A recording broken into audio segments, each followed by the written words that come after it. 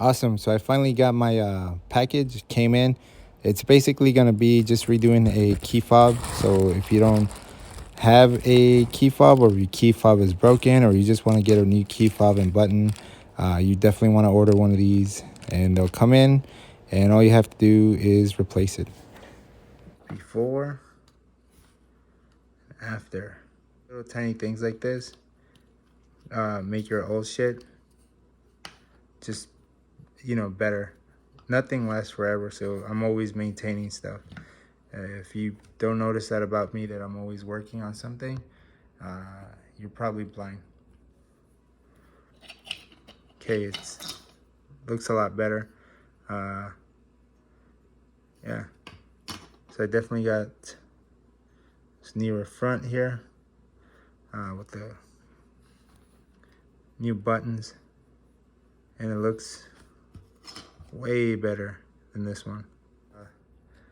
Definitely take this out. You'll pop this out. It's part of the old one. You'll pop this out, and these guys. Over time, this area here gets pretty dirty. These were completely black when I got it, and I cleaned out this little circuit board, cleaned it out really nice and good, just with a regular little cloth. It's still got a little bit of buildup there. There's nothing wrong with this. I'm gonna go ahead and put it on the new one. I inspected the back. There was no dry rot, or there was no buildup. Usually you get mold and other stuff here, especially if these get wet, but this one didn't have anything. And I went ahead and changed the battery. Once I changed the battery itself, CR2032, I slapped on a new battery, and this thing was fully functional. Okay, so see right there. So I'm gonna cut these pieces off, but I gotta definitely take that into the garage. Just putting it right underneath there. So you get one of the friendliest tools, your diagonal cutter, and you can trim off the rest of that.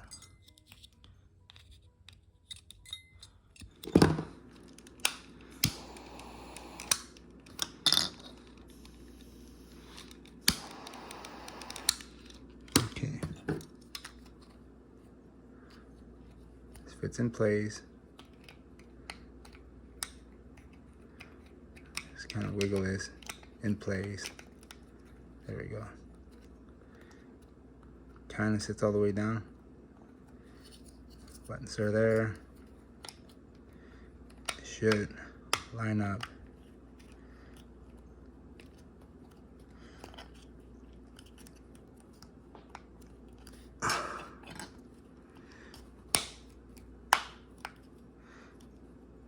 This is the old plastic piece with the buttons. It's really thin, and the newer one is a lot thicker. So what I'm gonna go ahead and do right now is I'm gonna fit this one in. It fits perfect. As you can see, the other one's just thicker. I gotta figure a way to make that thinner in order for me to put that in between the front piece and the back piece, so I can sandwich it together. Obviously, when I'm putting this together, the thinner one, it fit really well, so I'm going to go ahead and take it apart again one more time, and go ahead and try it out with the new one. But most definitely, I need to cut the extra edge. Actually, I see what's wrong with it, because this extra edge is there.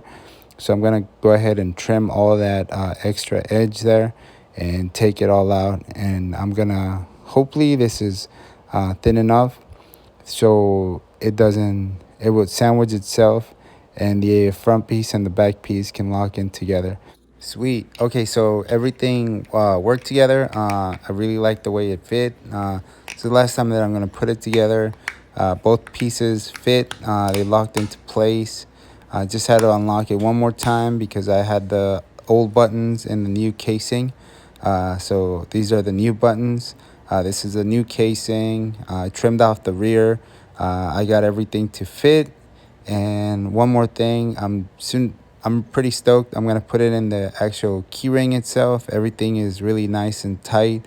The seal that it made, it feels great. So as soon as I put it in this key ring, I'm gonna go outside and just give it a test. I want to see if everything is functioning, and yeah, I'm really happy with my actual new key fob. I mean, it was a lot of fabrication. I should have just returned it and got a new one, but I didn't want to do that because I wanted it now, not in like 3 more days. But it's awesome.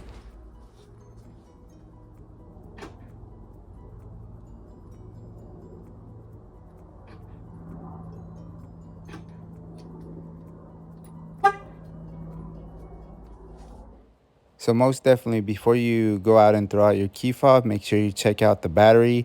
If the actual buttons are worn out or anything like that, before you throw it out, change the buttons. If the key fob is broken, change the key fob, and also check it out if it's dirty. If it is dirty, then actually clean it out and put it all back together, and you might be surprised. It might actually all be working.